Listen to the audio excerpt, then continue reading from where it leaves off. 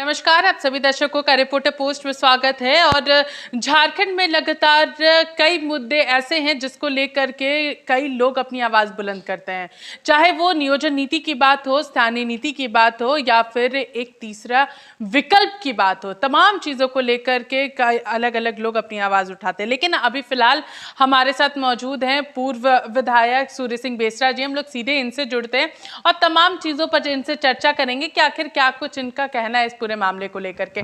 झारखंड में नियोजन नीति और स्थानीय नीति एक प्रमुख मुद्दा है, इसको लेकर के क्या कहिएगा, क्योंकि अभ्यर्थी लगातार अपनी आवाज बुलंद कर रहे हैं इस मामले को लेकर। हमको लगता है कि झारखंडी जनमानस ऊहा-पोह की स्थिति में है।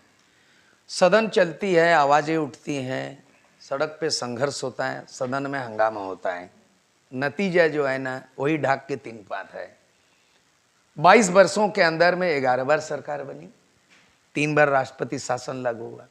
तो इसे निजात पाने के लिए तीसरा विकल्प तो जरूरत है। इस बीच में हमने देखा कि 2 धारा आंदोलन चल पड़ा है।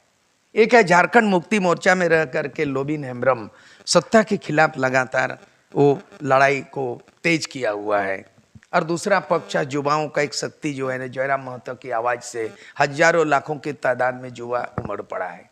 उन भीड़ में मैं देख रहा एक समुदाय विशेष के लोग हैं, और दूसरे तरफ देख रहा हूँ एक माननीय विधायक की आवाज़ जो है ना सरकार को एकदम जो है माने काठघेरा में खड़ा कर दिया, और परत दर परत सवाल पर सवाल खड़ा कर रहा है। ये भी काबिल तारीफ है। तो एक तरफ जो है लोबिन हेम्ब्रम की आवाज़ से आदिवासी उसको परख रहा है, और दूसरे तरफ युवा नेता जयराम महतो को परख रहा है। लेकिन एक खास विशेष समुदाय का हुजूम है वहाँ पर। ये जब तक जो है ना आदिवासी मूलवासी एकीकृत नहीं होंगे, एक मंच में नहीं होंगे, तब तक तो कोई विकल्प नहीं बन सकता है।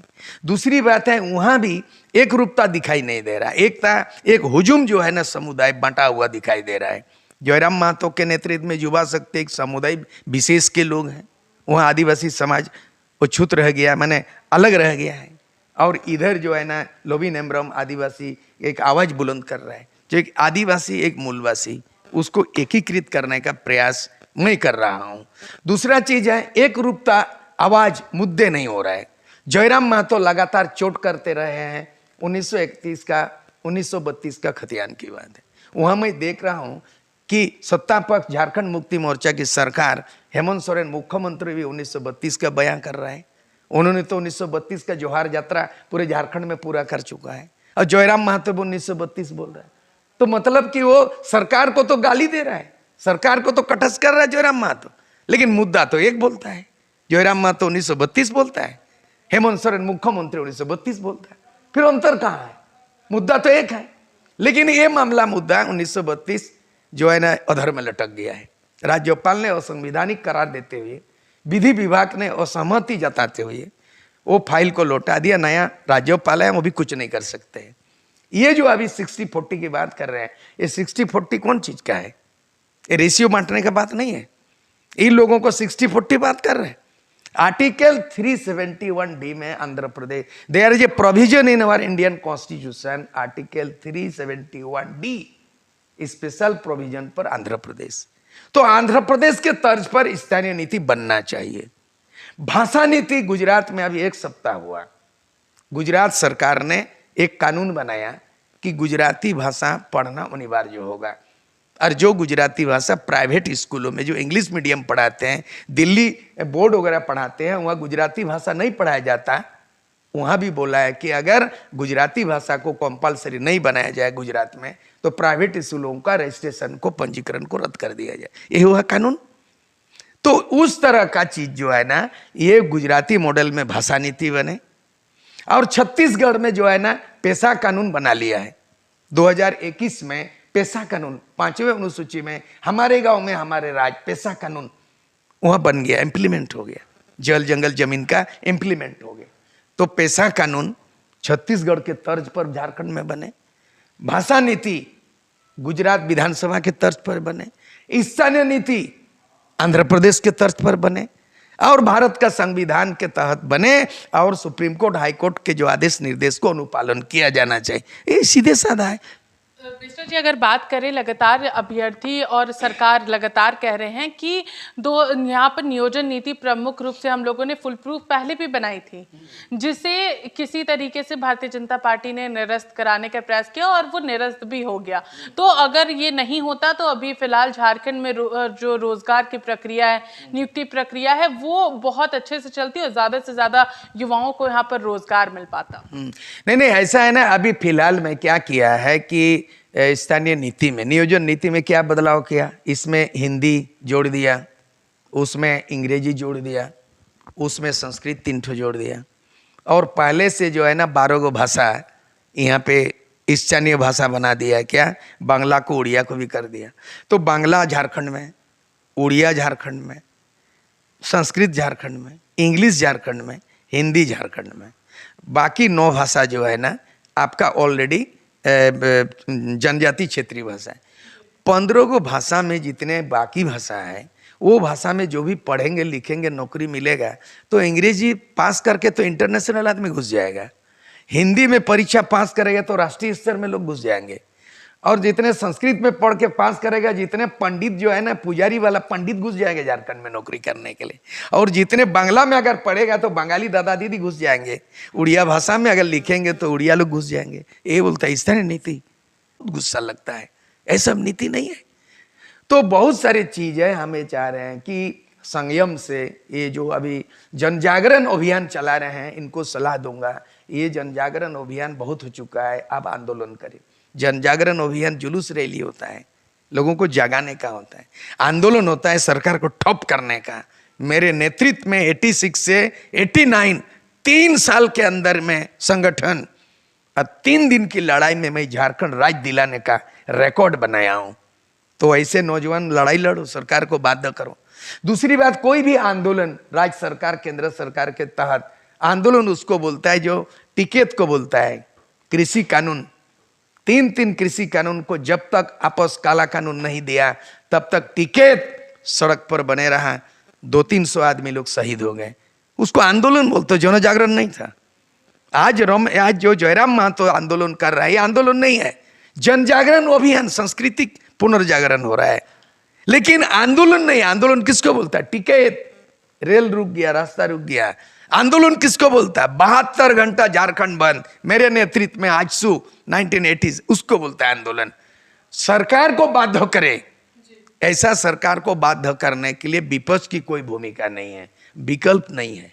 विपक्ष की भूमिका नहीं है झारखंड में, विकल्प दिख नहीं रहा है।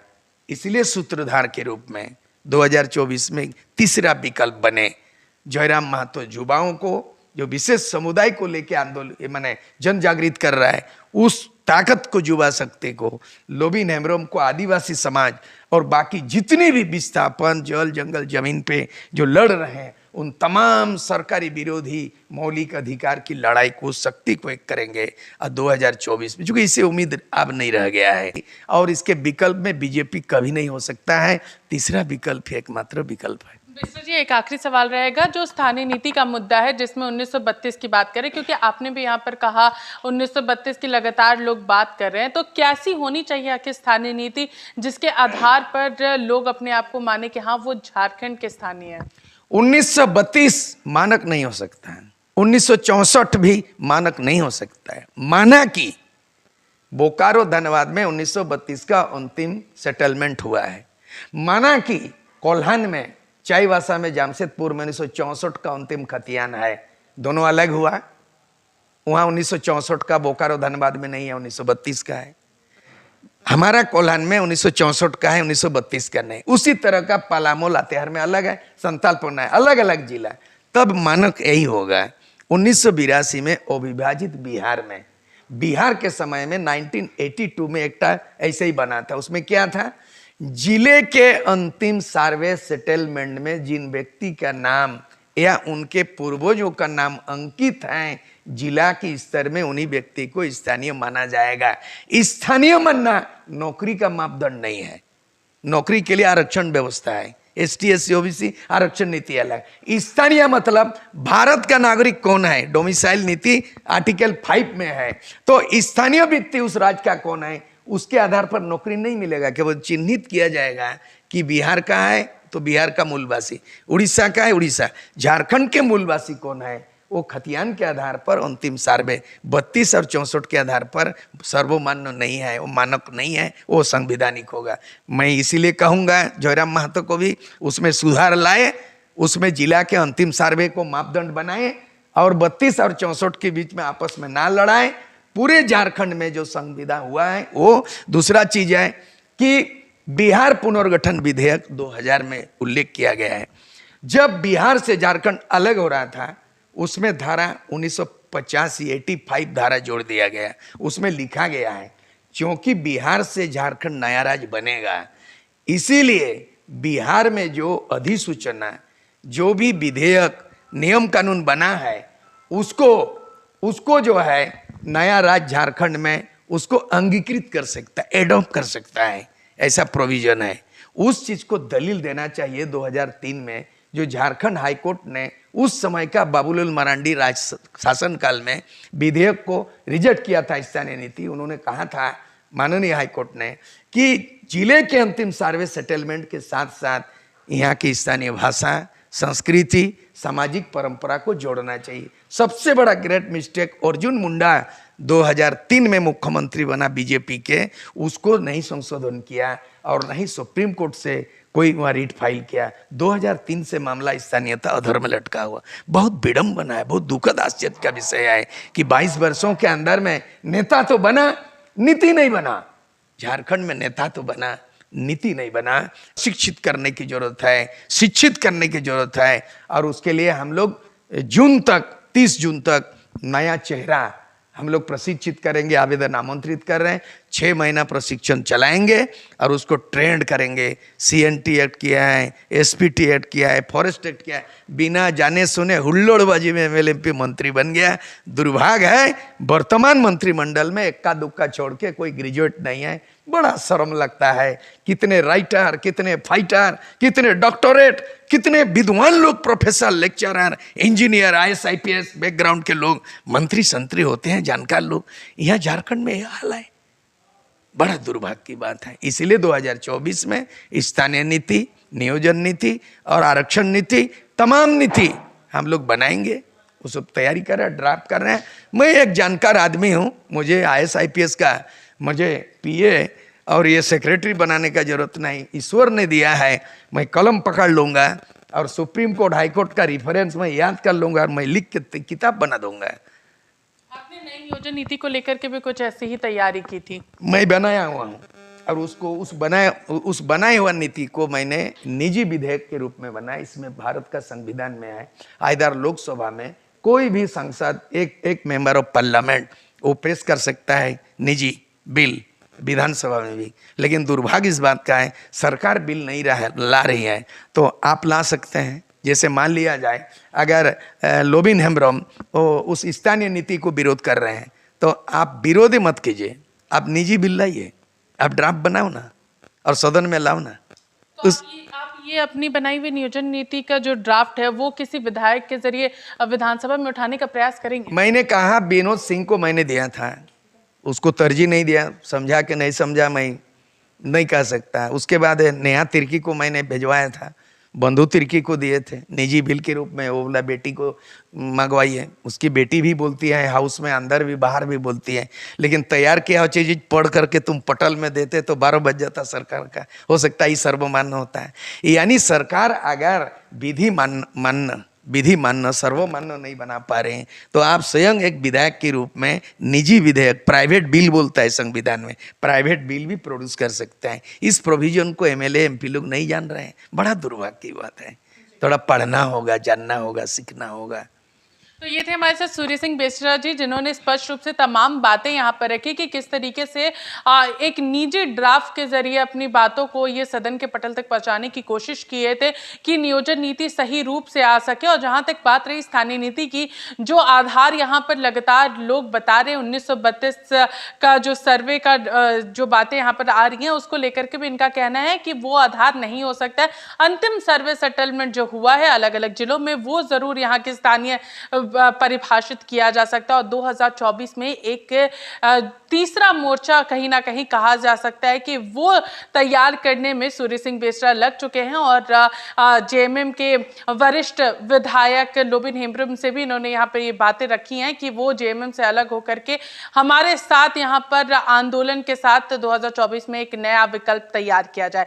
तब तक के लिए बने रहिए रिपोर्टर पोस्ट के साथ। मैं पूजा, नमस्कार।